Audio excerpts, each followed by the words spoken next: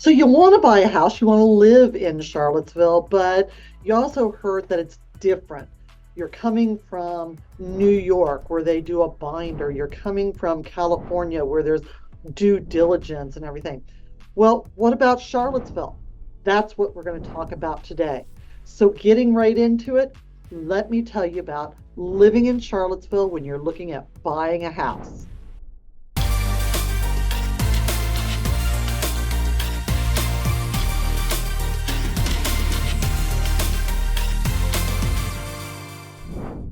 So getting right into it, I'm going to tell you the first thing, numero uno, needs to be how are you going to pay for it? That doesn't matter to me. That doesn't matter to anybody else. But you and your significant other, your whoever is in the decision process, needs to decide how the home is going to be paid for. So why that matters? Well, for one, if you're paying for the house by cash and you have the cash, you have it in an investment account, you're pulling it from a retirement account, you are selling a house and you're going to use the proceeds. All of those are fabulous and wonderful. But do know when you do submit an offer, we're going to actually also need to send along proof of funds. Because quite honestly, I can look at a house and I can be like, I want that $5 million house. How am I going to pay for it? I've got cash. Anybody can say that. Most people, it's not going to be true. So as part of the offer on most cash deals, they want a proof of funds. What that is, we can talk about that later and what that entails. If you are having to sell a house to get your funds, that would actually end up as part of the contract as well. But that's first, number one. How are you going to pay for it? If you're not paying cash, you're probably financing it. Okay, well, in that case, again, this is why it's at the very top of the list, because you want to know what your spending power is. And quite honestly, you want to know what you're budgeting for. Just because you can afford or you have been approved for $1 million does not mean that you are comfortable or want that large of a monthly mortgage. So find out, search out, how are you going to pay for it? I am more than happy. Well, I work with dozens and dozens of finance professionals.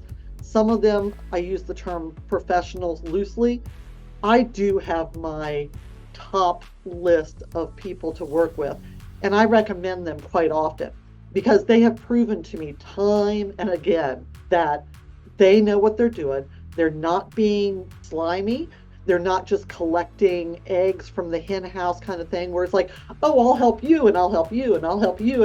And then nobody ever hears from them. No, I have a short list of people that I love working with because, for one, I know where their office is. Two, I have never had an issue with getting in touch with them. And three, they do amazing jobs with my clients. And not all clients are easy peasy. Some clients have challenges on their credit and everything else. So these folks, these mortgage people that I recommend, and even if you're not quite ready, that's okay.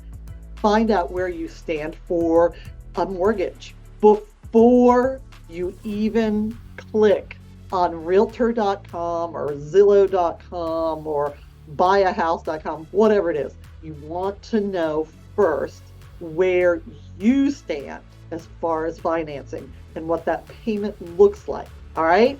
Big one. Big, big, big. So how are you going to pay? That opens up everything. Why is that? Because you don't want to find a house, go into the house. Oh, I love the house, Pam. Great. Then you find out, well, for one, you can't buy the house because you found out you had bad checks from when you were in college and drinking too much or something like that. That's not the time to find it out. So let's find out where you're starting. Then it's like going to the grocery with a budget, right? You always go in knowing what money you have and knowing what you're going to need to buy. That's how you buy. You don't go into a grocery store and go, I want aisle one, wrap it up. No, you don't. So, okay, moving on, the search. So now we know how much and what you're comfortable with and what your budget is. Number two is going to be the actual search. I like to share my local MLS, which is mycar.com. Let me spell it for you. mycar.com.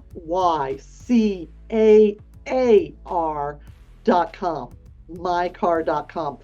The reason I love that one is it's direct. So when I'm putting in a new listing, it's going straight to mycar.com. So instantaneous, you're going to know the correct information. Many third-party sites where people just sort of scroll through and they're, oh, so pretty, so pretty. Oh, look at this one. Those third-party sites get their information from our local MLS. So what's the difference? Well, I've had more than one client reach out to me because they found something on a third-party MLS. And they were like, ooh, this is a great deal. Let's go see it. And I pull it up. It sold 2 years ago. Because the third-party sites, if you think about them, are like spiders on a web. So my web is mycar.com, and these third-party sites are sucking up the information. Does that make sense? So they're sucking it up. So unless they're sucking up and they're reconnecting everything pretty much across the board, on occasion, this one is going to be off over here and pick up something that is not on the market or was on the market and is no longer on the market. Lots of reasons, but there you go. The search, mycar.com. Yes, you can look at third-party sites, but for the most accurate, up-to-date information, that's my recommendation. So this is why I'm doing this video, and this is why you need to reach out to me, because I don't want you getting excited about living in Charlottesville and then going to finding out the house you want to buy and then learning about the current market conditions and then finding out, oh, I probably should find out mortgage provider. Call me first. What is it? Top 10 things you can do for buying your perfect home. Number 1, call me. I'll deal with the other 9. I love that. That's actually a meme that was circulating years ago. And it's still true, still absolutely true. So you find a home. You've been searching, you find a home. You know what your budget is. We write a contract. So we've walked through the house. I said, ooh, look, X, ooh, Y, Z. We write a contract. Next thing I'm going to talk about is the market condition, the current market conditions. The reason I want to mention this is because we have very low inventory, to the point that like 30+% of our inventory is new construction. So our resale inventory is very, very small, which means it's very, very competitive.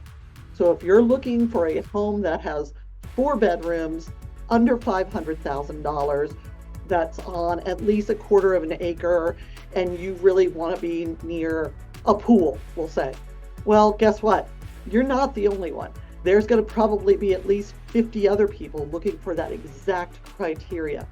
So that is why we want to make sure all your ducks are in a row, so that when and if you find the best home for you, we can jump on it just like that. So that's the market conditions. So you find a home, we put a contract on it. Guess what? There were 10 other contracts for the same home. It just went on the market Friday. It's now Sunday. Our offer is one of 11 offers. I can guarantee you they are all over asking. I can guarantee you that they are all trying to put their best foot forward. So that again is why you want to work with me, because you want to make sure your offer looks the best as much as possible. So we put in a contract. We've got everything. I've sent them the proof of funds. I've told them why you are so amazing and why this house is so perfect for you. Guess what? The contract gets accepted. Woo! Yes. All right. The contract gets accepted. Everybody, the sellers and you both sign off on it. Now we are ratified. Now we start following the contract. So everything that was in the contract that both sides have signed off on is what we're going to be matching and going against. Now is also when the calendar starts ticking, because in the contract are certain set dates. Okay. The first one, so in a contract, there are multiple chunks, and I will go over all of these in depth with you when we're making an offer, because I want to make sure you're informed. I don't want you signing anything unless you know what it is. There are 4 hurdles, 4 dates, chunks, goals that we have to hit before we get to the end. So in this case, we're going to say you are actually taking out a mortgage. We'll say you put down 50%, but you're going to take a mortgage out for the other $275,000. So here's the contingencies. The first one is going to be an inspection contingency. I am not a proponent of buying anything that I cannot lose without impact. What do I mean by that? You don't want to find out after you close, because you waived inspection, that there were bodies in the basement or that the foundation is shifting. At that point, you probably are pretty tapped out and you're trying to start your new living in Charlottesville life. I am not a proponent of just saying no at home inspections, no inspections at all. But that first hurdle is normally a set time where we do any and all inspections. Very traditional, a home inspection, and potentially a septic inspection. Now you can do as much or as little as you want, but you as the buyer is actually going to be the one paying for each and every inspection. So you can do a roof inspection, you can do a chimney inspection, or a septic line, or a water line, or you can do all of those. But very traditional is going to be a home inspection and potentially a septic inspection. Those dates, normally it's under the first 14 days. So that's normally scheduled very quickly and gotten out of the way, because if you don't want the house, the seller wants to know it. And if you want the house, but you also want to find out that it's the right house in the right conditions. The next one is a house in an HOA or a COA. Is it part of a homeowners association or a condo association? The next hurdle is actually receiving those documents to make sure that you can live with and abide by all the rules and regulations for the HOA or the COA. This is so important. Recently, we found out a new construction in town. It is in the HOA, breed restrictions on dogs. So if I just get the HOA and sign off that I accept it, and they find out I have a German Shepherd, and it's on their not allowed list, that means that I have to get rid of my fur baby. And that's just not happening. They actually can take me to court. The homeowners association, condo association can take me to court and enforce that rule because I said I would abide by it. So that's the next one. HOA, COA documents. Once you get them, normally you have 72 hours, maybe a little more, maybe a little less. It's in the contract to review and make sure you can accept it. If you can't accept them, that's okay. It means we drop contract, you get your earnest money back, and we move on to find your living in Charlottesville home. The next one is actually going to come down to appraisal.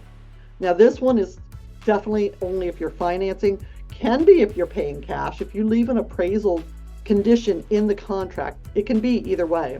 But if you're financing, the bank that you're financing through wants to make sure that if you win the lottery and move to Hawaii, that they can sell that house and get their money back. They are not going to loan on something that they cannot get their money back. So this just happened yesterday. I had just listed a house and an appraiser called me and said, "Hey, I saw you just listed a house. Can you tell me about it?" Because he was appraising a house in the neighborhood and he was having a hard time trying to figure out how they listed it for the amount they did and how it was of that value. The appraiser is a third-party entity. So what happens is your bank actually comes up and your bank says, "We need an appraiser," and they send that down the hole for request. That gets answered by an appraiser who is in that area, who knows that area, and who is comfortable saying what the value is in that area. That appraiser will come out, they will tour the house, they take pictures, they measure, they look at everything. And they say, and then they go back and they do their little report, and then they tell the bank, they're like, oh, this thing is definitely worth $525,000. So we're good. That's all we want. We want an appraisal that covers. As the seller, that's probably all we're going to ever know, because the appraisal belongs to the buyer. So they just normally share to the seller that it covered. Okay.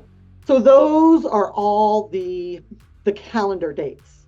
Contract accepted, inspection contingency, HOA, COA documents, appraisal if it's requested and needed. Those are all the big chunks. And those are all places where you can drop contract. So when you go in under contract, we set all those dates. The other thing we do is we put down earnest money.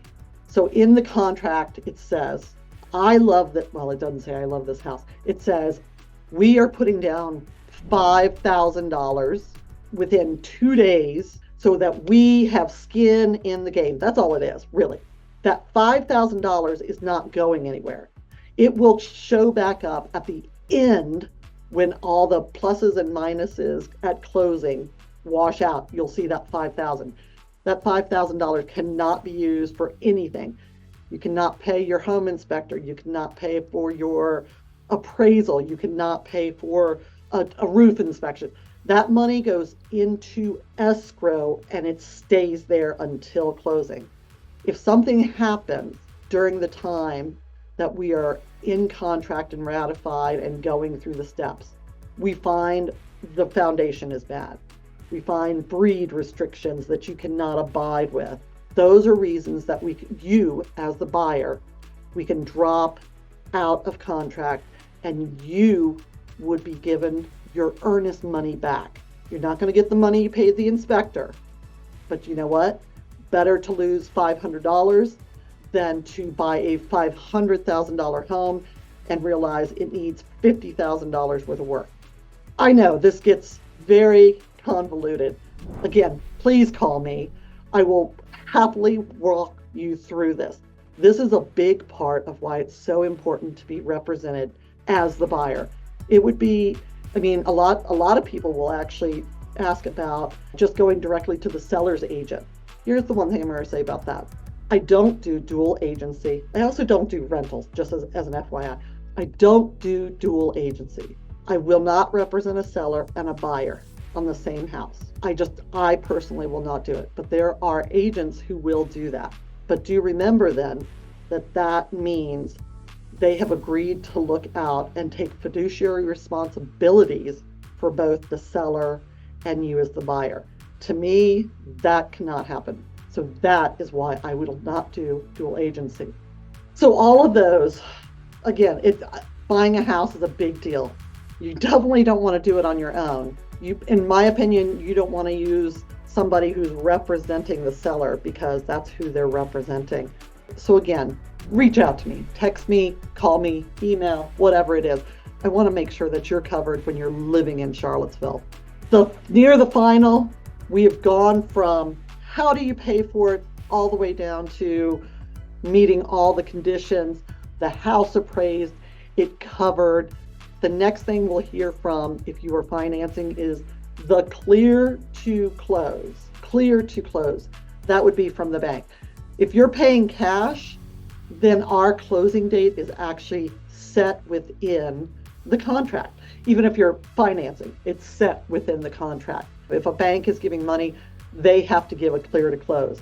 And once we have that, then we schedule our time to actually close. For you to go in as a buyer in Virginia, you select, just like you select your own representation as a buyer's agent, as a realtor, you also accept who is going to perform and be your closing company or closing attorney. We are allowed to use either in the fabulous Commonwealth of Virginia. If it's complicated or if it's an investment or some on the edge kind of purchase, I might encourage you to use an attorney, a real estate attorney. I've worked with many in the area. They're all phenomenal.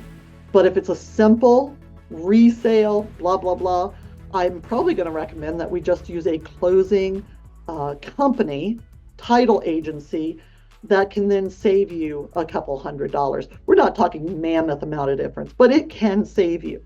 That closing agency then acts through the entire contract as like catcher in baseball, right? Sitting back there, and they catch everything. They're going to catch the seller needing to pay off their house. They're going to catch the HOA dues have not been paid. They don't want you paying it because you're buying it. They want to make sure taxes. They're going to be the catchers. Once that's all together, they make this beautiful little document. You go in, you are in there with the closing attorney and or agent. You're in there with me so I can answer any questions you may have. And oftentimes, if you're financing, you'll be in there with your mortgage provider. But that's it. You're not sitting across from the seller. You're not sitting across from the seller's agent. You're not dealing with any of that. This is just for you to go in and finish off the deed. So you go in, you sign, we've done a walkthrough, everything looks fine. Nobody had a rave before you took the keys. You get the keys once the closing attorney or closing agency has money and a deed. We get the keys, and then you are living in Charlottesville. Okay, guys, I'm going to head off. I've got some other stuff to do. I hope you enjoyed this. I hope it helped. Please let me know. This was actually suggested to me by one of my clients who moved here from New York because it's a very different customs and traditions for real estate up there. So she very much suggested I do this, and I was very happy she did, because again, I want to know what y'all want to know. Would love your comments, would love your thumbs up. Please subscribe, because I don't want you to miss anything. It's not always going to be relevant, but you know what? Look at this. You want to see this, right? All right. So until next time, y'all have a great day, and let's talk about living in Charlottesville soon.